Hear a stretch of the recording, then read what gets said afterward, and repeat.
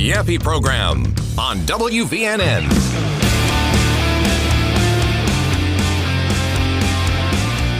So I noticed a new line by some of the Democrats when they went on those Sunday news talk shows and other places, and people in the propaganda press repeating a lot of this. So you know the memo went out, I guess. But now they're saying that the SAVE Act is bad. The SAVE Act is the bill pushed by Republicans that would require a proof of citizenship to register to vote in federal elections. Seems like common sense to have voter ID. Now, last week, we had talked about how Democrats were saying it's racist. It's Jim Crow 2.0.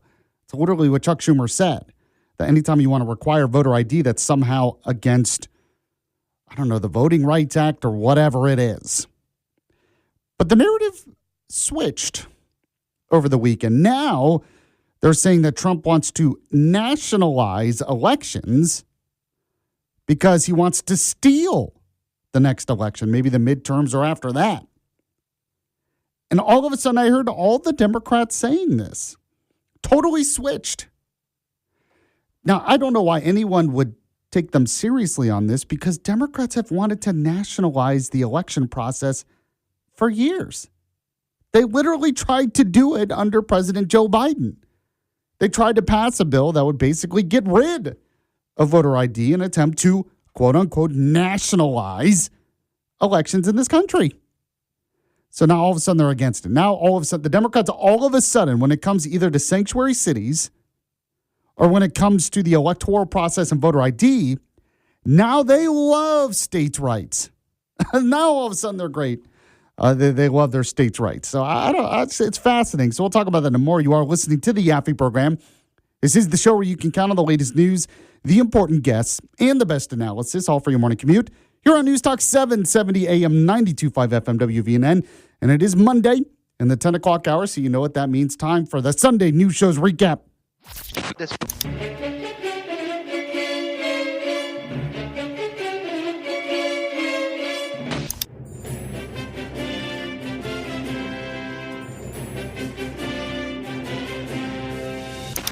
Recapping what happened on those Sunday news talk shows. I watched it for you because I give you Sundays off. I mean, yesterday was Super Bowl Sunday. You don't want to watch the Sunday news talk shows. You want to watch coverage on the Super Bowl. I get it. So I watched it. I listened to it. I grabbed the audio for you instead. It's my public service to you. I don't accept any taxpayer funding to do it. It's a free service to you.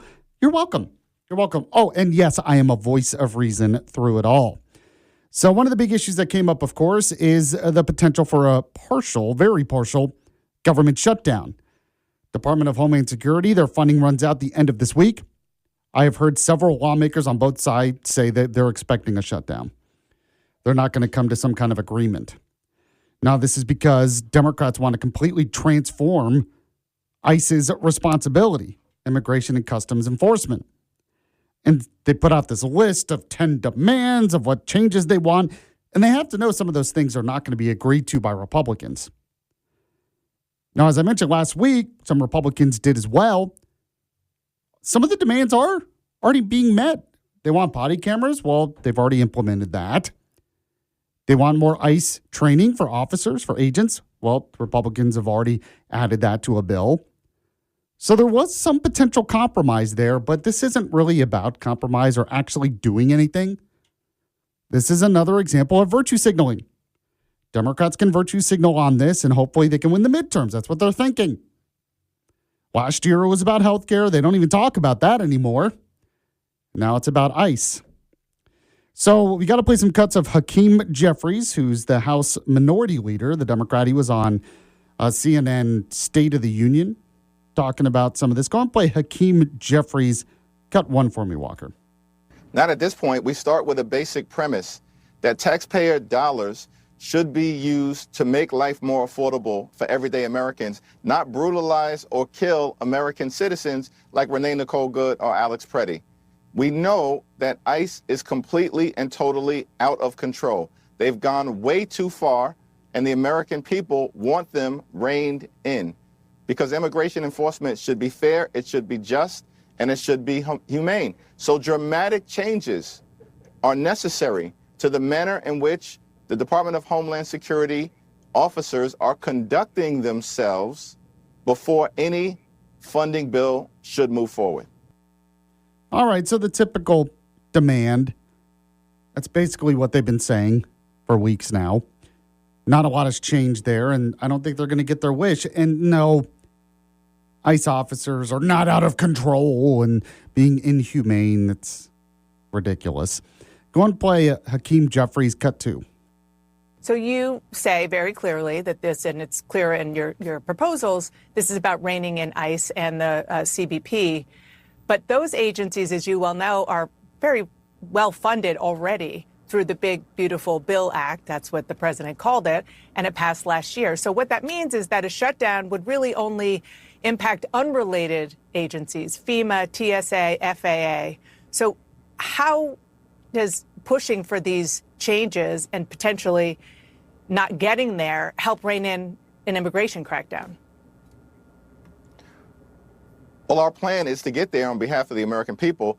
That's why we need to press forward aggressively and ensure that there are legislative changes enacted as part of any DHS spending bill, because that's the way that you change behavior. And these are common sense changes. Things like mandatory body cameras, judicial warrants should absolutely be required before ICE agents can storm private property and rip everyday Americans out of their homes in such a violent fashion.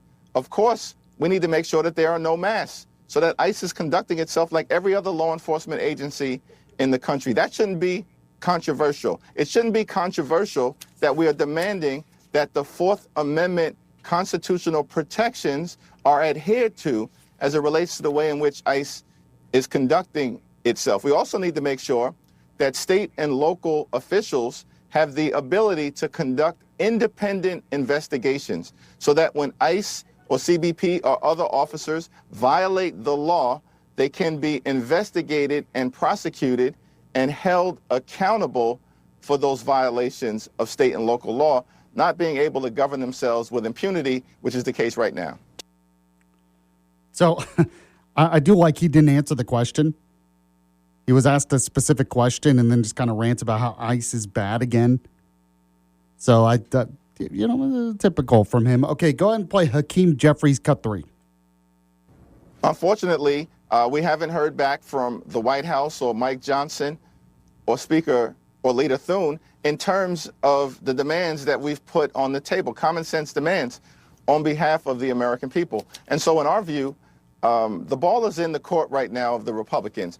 Either they're going to agree to dramatically reform the way in which ICE and other immigration enforcement agencies are conducting themselves so that they're behaving like every other law enforcement agency in the country, or they're making the explicit decision to shut down the Coast Guard, shut down FEMA, and shut down TSA, and that would be very unfortunate.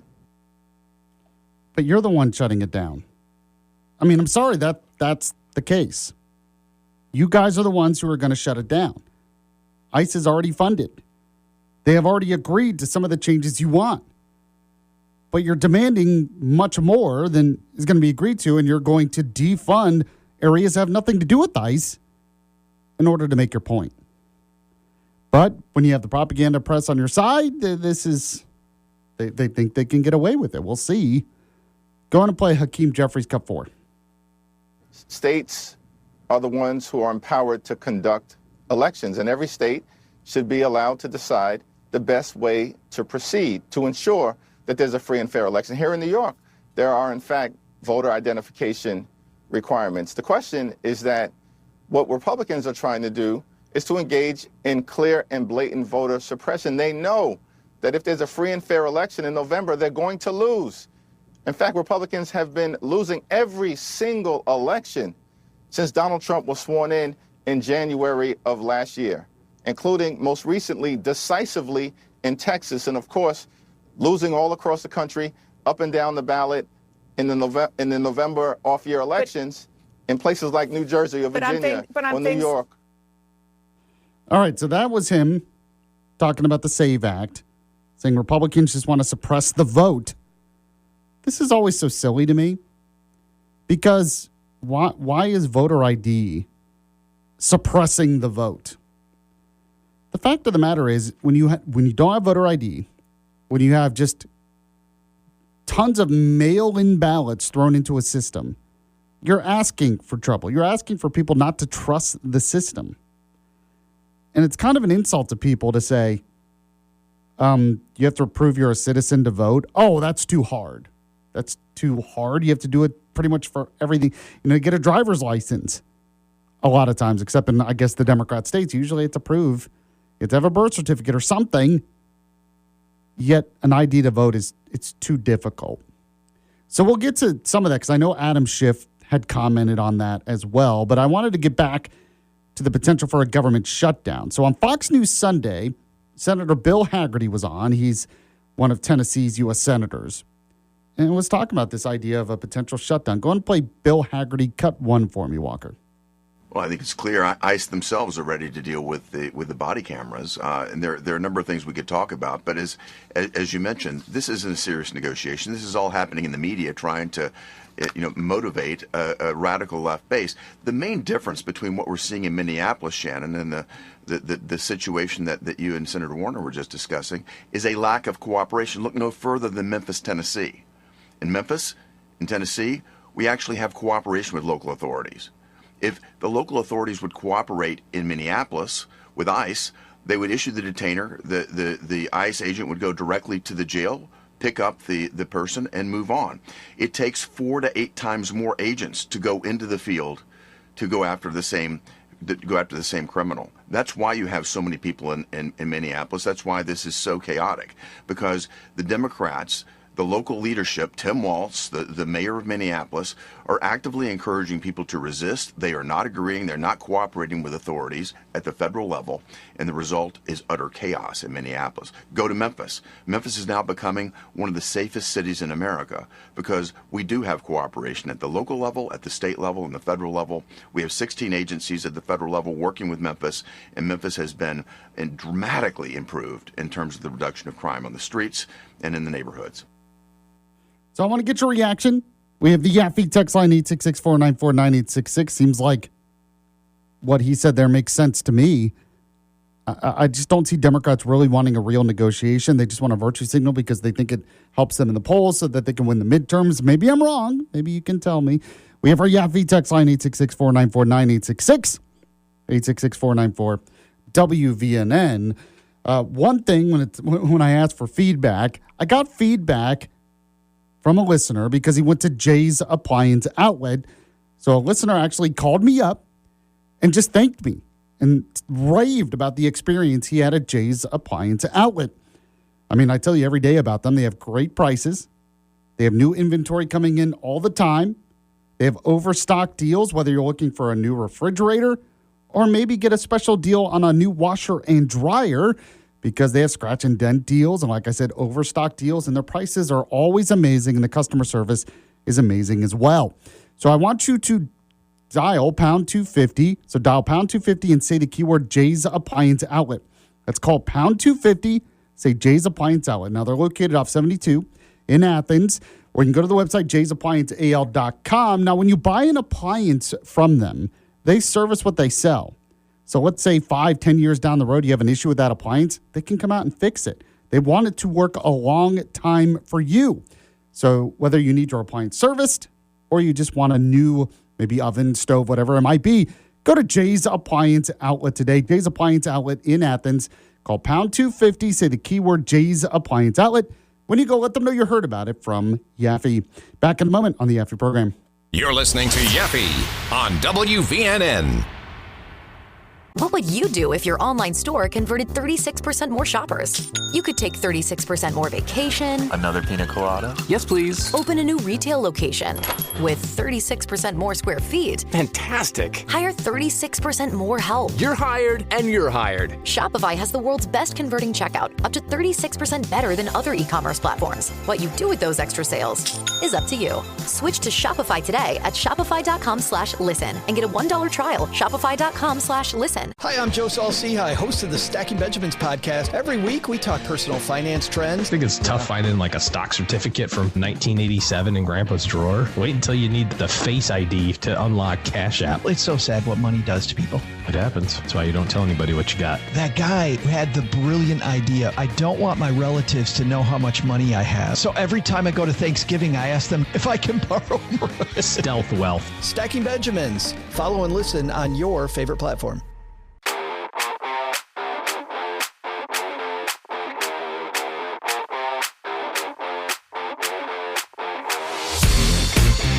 News Talk 770 AM, 92.5 FM, WVNN. Welcome back to the Yaffee program. This is Alabama's Smart Talk Radio.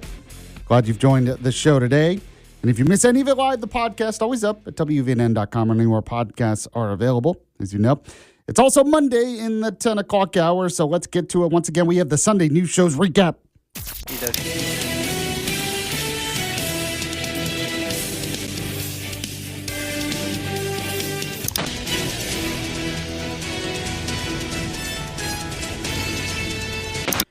Recapping what was talked about, what happened on those Sunday news talk shows. I'm talking CBS Face the Nation, Fox News Sunday, and others. So you don't have to worry about it. I give you Sundays off. You enjoy it. Spend time with your family. Drink some extra coffee. Go to church, whatever you want to do. My public service to you. I recap it the next day. You're welcome. So on ABC this week, Senator Adam Schiff, who I have said for a while, is in a competition with Chuck Schumer to be the slimiest member of the Senate. Used to be a member of the House. He kind of led the impeachment effort of Trump during the first term. But go and play Adam Schiff for me talking about the SAVE Act voter ID legislation being pushed by Republicans. Play the Adam Schiff cut. What does he mean? What do you think he means when he says nationalize the elections, or specifically that Republicans should take control of the voting? I think if he intends to try to subvert the elections, he will do everything he can to suppress the vote. And if he loses the vote, and I think the Republicans now expect they'll get a real drubbing in the midterms, he's prepared to try to take some kind of action to overturn the result. And we really shouldn't question that. We saw him try to the point of insurrection to overturn the 2020 election. We see him now taking these extraordinary steps with an election now 5 years ago. He's basically telling us he intends to interfere in this upcoming election. He hasn't brought prices down. There's chaos and killing in American streets by ICE agents. The public has turned against him in every election we've had since his election.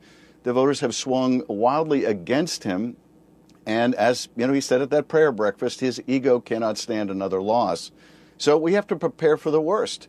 We have to prepare in every way we can. And frankly, the best preparation we have is not the Congress, because Republican senators, for the most part, are not going to stand up to him. The courts are useful at the lower levels, but at the Supreme Court, they have left him unrestrained. The best protection we have is to mobilize the largest voter turnout in U.S. history, to so overwhelm the vote and get the kind of margins we saw in Texas in that special election, so that there's no way they can cheat. So he's saying, remember last week they were saying that the SAVE Act was racist, and that was the real problem. Now they're saying he wants to nationalize elections so he can cheat. It's kind of interesting when Republicans claim that Democrats want to do something to affect elections to cheat. Oh, no, how dare, that's an attack on democracy. But then they can claim it on the other side. You know, hypocrisy knows no bounds when it comes to politics these days. But when it comes to nationalizing elections, I mean, they literally tried to do that, the Democrat Party under Biden. It was called the For the People Act. And the goal was the opposite, to kind of get rid of some of the requirements to vote so they could just have a lot more votes. I mean, their argument is we should make it as easy to vote as it is to get a fast food fries or something, which is stupid. If you want to breed distrust into our voting system, make it too easy to cheat.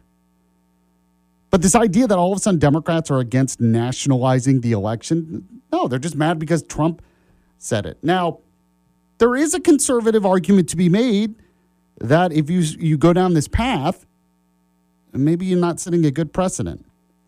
Now, one person who commented on this was Senator Bill Hagerty on Fox News. Go ahead if you can, Walker, skip down to cut 4. of Bill Haggerty because he made a comment on this. Play that cut for me. Why move forward with the SAVE Act if it opens the door to Democrats taking similar action down the road?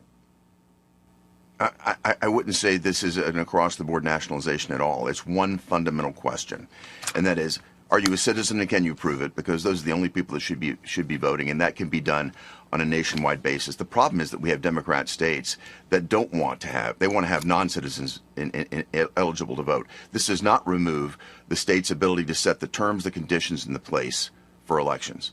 All of those terms, this would address the state's ability to regulate, for example, ballot harvesting, the methods that would take place. That if we see the Democrat strategy, they want to have about as loose a possible situation as they can.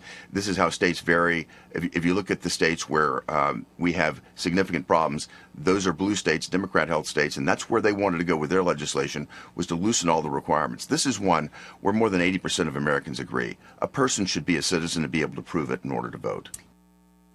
Do you agree? Let me know on our Yaffee text line, 866-494-9866. We'll talk more about this at the last segment. We got what's trending next. By the way, the text line, the Yaffee text line brought to you by RegenesisStemCell.com. Go to RegenesisStemCell.com, make an appointment with them, see how your own body's adult stem cells can help take away any pain. If you deal with joint pain, maybe back pain like I did for years, you don't want to go through some kind of invasive surgery, go to RegenesisStemCell.com, make an appointment. There's really no downtime. You'll be back to work the next day and feel better. Oh, when you go, always, let them know Yaffee sent you. The Yaffee Program. This isn't your average podcast. Do you like party? I do like a huge chug of tequila. The Howlerhead whiskey bottle chug in front of Dana White. That was the first time we ever went to LA. We somehow got into a Diddy party. What's an Elon Musk house party look like? My parties generally have very high production value. This is Full Send. I do want to do a lot more pranks. Bunch of different pranks. Join the party. Jack Doherty in the house. Feeling good, man. What are we going to talk about with Will Smith? Yeah, I know what you're going to say. Shout out to Theo Vaughn. It's been entertaining, dude. The Full Send Podcast. Grab the boys, grab the beers. Let's do it. Follow and listen on your favorite platform.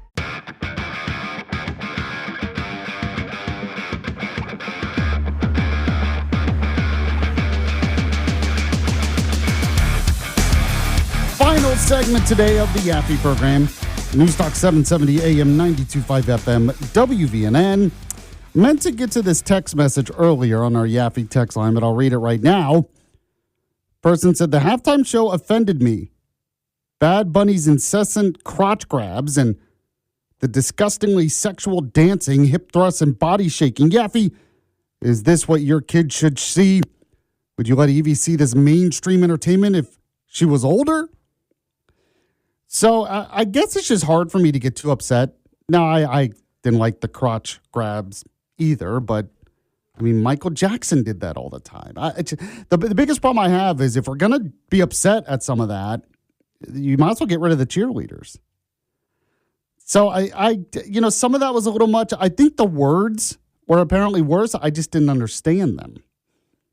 But okay, I mean, I understand. It's just. It's sad because I should be more upset. It's just, this is what I expect from our pop culture elites. This is what they're going to keep shoving at us until people stop watching, I guess. I don't know. All right, now let's get to it. We have the third and final segment of the Sunday News Show's recap.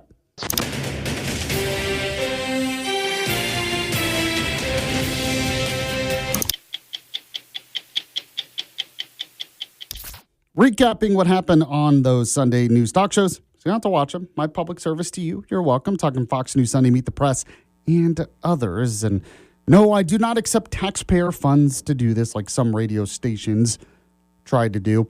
All right, go ahead if you can. I want to get back to some of these Bill Haggerty cuts. He's a Republican U.S. Senator out of Tennessee. Go ahead and skip down to cut 2 of Bill Haggerty for me, Walker. I think Democrats are going to have a very hard time shutting the government down just so they can perpetuate the kind of chaos that's going on in Minneapolis. Look, there's a reason why ICE does not want to have their badges and their names on their uniforms. There's a reason why they're masking, because threats have risen 1,300%. Death threats against ICE agents. They're being doxxed. The left has gone completely overboard, and they're threatening the safety and security of our agents so that they cannot do their job. This is something we need to look at very carefully. The request that we should put ICE agents in harm's way is absolutely intolerable. And again, the Democrats need to get serious. If they do shut the government down, it's not going to have an impact, as you said. You discussed this earlier. It's going to impact the Coast Guard. It's going to impact TSA. It's going to impact FEMA in our state. We've had massive ice storms. Let's shut that down. Is that the argument that the Democrats want to make? Friday at midnight, we'll find out. I don't think the American public are going to believe this is the right path to follow. So there you go. He thinks that despite what some of the polls say, the left has gone too much to the radical left, that the government shutdown, it's not going to be a huge win for Democrats. And even though some of the polls suggest that the last government shutdown was kind of a win for Democrats, it's hard for me to totally believe that because Democrats eventually did cave. Some moderate Democrats came forward and made a deal and caved on that. I don't think they do that unless there was some real pressure, political pressure to do that. Now, Haggerty was also commenting on the latest situation with Iran, because there are still some who believe that Trump's going to do a big strike against Iran. He's already told American citizens at the embassy to leave and everything else. So Haggerty commented on that. And I think he's right. When it comes to Trump's foreign policy approach, I think Trump is on to something, and Haggerty did talk about that here. So go ahead and play cut 3 for me of Haggerty. We don't even have essentially direct talks with Iran, and we're not talking with the Ayatollah, who actually calls the shots there. Mm-hmm.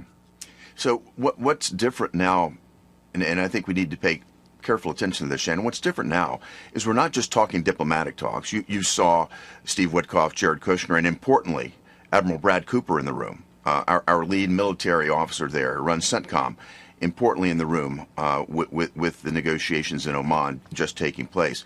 What you also see is a significant military movement. So it's not just diplomatic pressure, military pressure is coming to play in a very significant way. The other aspect, which I think fails to be covered enough, is the economic pressure on Iran is significant. The rial is in a tailspin. If you look at what we've done in terms of secondary sanctions, look no further. We were talking about our allies and the importance of having our allies with Senator Warner earlier. We just signed a trade deal with India. India is no longer going to buy Iranian crude. India is going to buy that oil now from Venezuela. This is the type of economic pressure, again, married with military pressure and diplomatic pressure, that actually puts President Trump in a much more serious bargaining position to achieve what he's trying to accomplish. So I think this is an important point. This is Trump's approach right now. Peace through strength, which was something that was started under Reagan. But when you look at what the Biden administration did or what the Obama administration did, they really thought they could deal with Iran. Well, if we're just really nice to them and we give them some cash, maybe they'll do what we want. We'll just bribe them, and it'll be great.